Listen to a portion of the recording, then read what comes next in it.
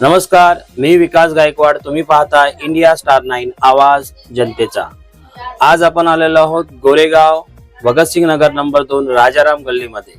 या ठिकाणी तुम्ही बघू शकता, या ठिकाणी एक पिता आणि एक मुलगी आणि एक मुलगा दोघं या ठिकाणी जे आग लागलेली आहे घरामध्ये, त्या आगीमध्ये त्यांचा मृत्यू झालेला आहे. एक मुलगी वाचली आहे, ती समोरच्या घरामध्ये अभ्यासासाठी गेल्यामुळे ती वाचलेली ही आग रात्री 3च्या सुमारास लागलेली आहे. तुम्हाला मी दाखवतो कशी ती आग लागली आहे. तुम्ही आतमध्ये या ठिकाणी तुम्ही बघू शकता.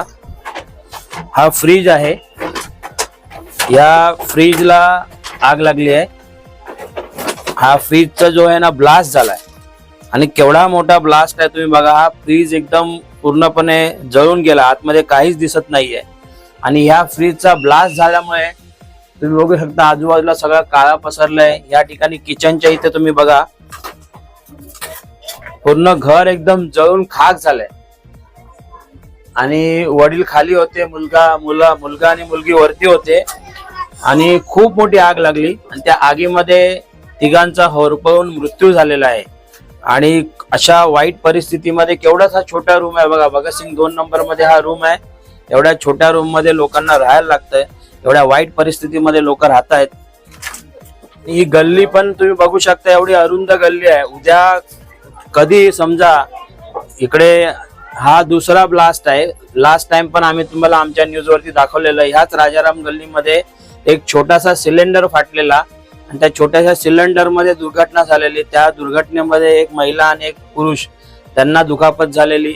तर असे प्रकार झोपडपट्टीमध्ये होत राहतात. प्रत्येकाच्या घरी एक एक 2-2 सिलेंडर आहे आणि अशा गल्ल्या, छोट्या अरुंद गल्ल्या, त्यामुळे अगर कोणती मोठी आग लागली तर लोकांना बाहेर पडण्यासाठी पण त्रास होऊ शकतो. अशी परिस्थिती या ठिकाणी आहे आणि अशा वाईट परिस्थितीमध्ये इकडचे लोक राहतात. आता इलेक्शनचा माहोल आहे. इलेक्शनच्या माहोलमध्ये सगळे जे नेते आहेत ते आश्वासनं देतात, आम्ही हे करू, आम्ही ते करू. पण हा जो प्रश्न आहे हा खूप मोठा प्रश्न आहे.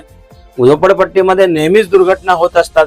ही आग जी आहे ती शॉर्ट सर्किट मध्ये तो ब्लास्ट झालेला आहे. पण अशा खूप साऱ्या घटना झोपडपट्टीमध्ये होत असतात. या ठिकाणी बघू शकता एवढी मोठी गर्दी आहे, लोक जमलेले आहेत. आतमध्ये आम्ही तुम्हाला दाखवलं की कशा प्रकारे आग लागली आहे आणि एवढ्या बिकट परिस्थितीमध्ये लोक राहतात. इकडे काही स्थानिक लोक आहेत जे आजूबाजूचे आहेत, ते जमलेले आहेत. काही लोकांशी आपण बोलूया. अभी हमारे साथ यहाँ के रहवासी है. सर, क्या हुआ था ये टाइम पे? रात को 2 बजे मैंने आग लगा था. अभी किसको मालूम नहीं था. वो आग बाहर निकला ना तो पीछे वालों को मालूम पड़ा. वो लोग आवाज भी दिए, पीछे वालों को मालूम पड़ा. तो लोग ने पानी वानी डाले. फिर हमको जगाए. हम लोग भाई बोले, भाई लाइट मीटर कहाँ है. तो हमने उठ कर लाइट का प्लस स्विच डाउन किया. फिर तुरंत पुलिस भी आई और फायर ब्रिगेड वाले भी आए. तो लोग जाके अंदर देखे, बाप, बेटी और बेटा 3 आदमी थे. उन लोग को निकाल के भाई लोग जो भी जाए उनका जो डेट हो ही गया था लेके गए. दुःखद घटना आहे. राजाराम गल्लीमध्ये ही दुसरी घटना आहे. अशा पुष्कळ घटना या ठिकाणी होत असतात आणि ह्याच्यावरती काहीतरी उपाय करणं गरजेचं आहे. याला जबाबदार कोण आहे, ह्या गोष्टीकडे प्रशासन कधी लक्ष देणार आहे. त्याचबरोबर स्थानिक जे आता नेते मंडळी आहेत त्यांना दिसतंय की या ठिकाणी ह्या सगळ्या गोष्टी होत आहेत. ह्या एरियाचा डेव्हलपमेंट कधी होणार आहे, लोक किती दिवस झोपडपट्टीमध्ये राहणार आणि अशा प्रकारच्या गोष्टींचा त्यांना त्रास होत राहणार आहे, हे बघणं जरुरी असणार आहे. आणि ह्या ब्लास्ट मध्ये जे लोक जे ऑफ झालेले आहेत, एक मुलगी आहे ती आता या ठिकाणी नाही आहे, ती अभ्यास करण्यासाठी दुसऱ्या घरी होती, त्यामुळे ती वाचलेली आहे.